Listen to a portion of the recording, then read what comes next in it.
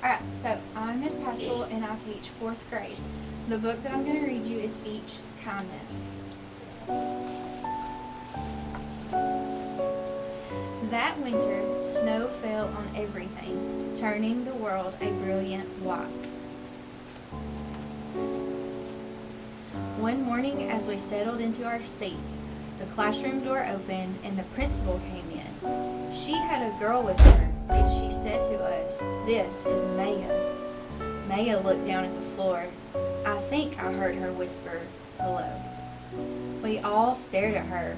Her coat was open, and the clothes beneath it looked old and ragged. Her shoes were spring shoes, not meant for snow.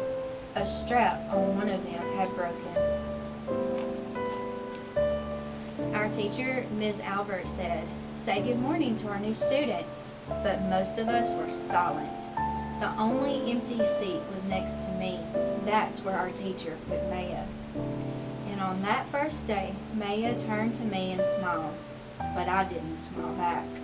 I moved my chair, myself, and my books a little farther away from her. When she looked my way, I turned to the window and stared out at the snow. And every day after that, when Maya came into the classroom, I looked away and didn't smile back. My best friends that year were Kendra and Sophie. At lunchtime, we walked around the schoolyard, our fingers laced together, whispering secrets into each other's ears. One day, while we were near the slide, Maya came over to us. She held open her hand to show us the shiny jacks and tiny red balls she'd gotten for her birthday. "It's a high bouncer," she said, but none of us wanted to play. So Maya played a game against herself. That afternoon, when we got back into the classroom, Maya whispered to me, "Bet you can't guess who the new Jack's champion of the world is." Behind me, Andrew whispered, "Chloe's got a new friend. Chloe's got a new friend." "She's not my friend," I whispered back. The weeks passed. Every day we whispered about Maya, laughing at her clothes, her shoes, the strange food she brought for lunch. Some days Maya held out her hand to show us what she had brought to school. A deck of cards, pickup sticks, a small tattered doll. Whenever she asked us to play, we said no.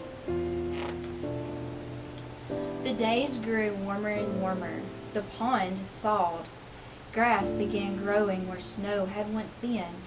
One day, Maya came to school wearing a pretty dress and fancy shoes. But the shoes and the dress looked like they belonged to another girl before Maya. "I have a new name for her," Kendra whispered. "Never knew. Everything she has comes from a secondhand store." We all laughed. Maya stood by the fence. She was holding a jump rope, but did not come over to ask us if we wanted to play.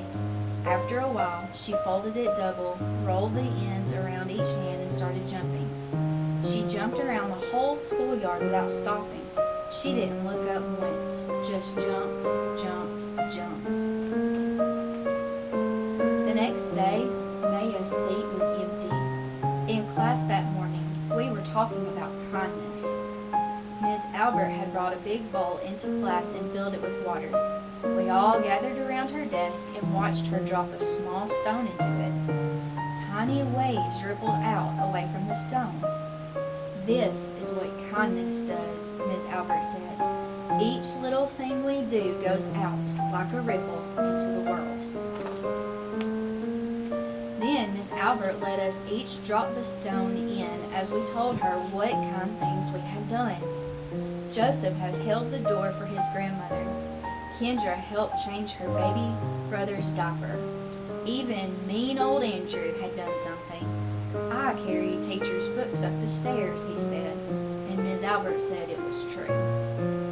I stood there, holding Mrs. Albert's rock in my hand, silent. "Even small things count," Miss Albert said gently, but I couldn't think of anything, and I passed the stone on. Maya didn't come to school the next day or the day after that. Each morning, I walked to school slowly, hoping this would be the day Maya returned and she'd look at me and smile. I promised myself this would be the day that I smiled back. Each kindness, Ms. Albert had said, makes the whole world a little bit better. But Maya's seat remained empty, and one day Ms. Albert announced to the class that Maya wouldn't be coming back. Her family had to move away, Ms. Albert said. Then she told us to take out our notebooks. It was time for spelling. That afternoon, I walked home alone. When I reached the pond, my throat filled with all the things I wish I would have said to Maya. Each kindness I had never shown. I threw small stones into it over and over, watching the way the water rippled out and away, out and away. Like each kindness, done and not done. Like every girl somewhere, holding a small gift out to someone, and that someone turning away from it. I watched the water ripple as the sun set through the maples, and the chance of a kindness with Maya became more and more forever gone. The end. So, what I want you to do is think about a time that you were kind or a time that you could have been kind and draw a picture of it. Okay?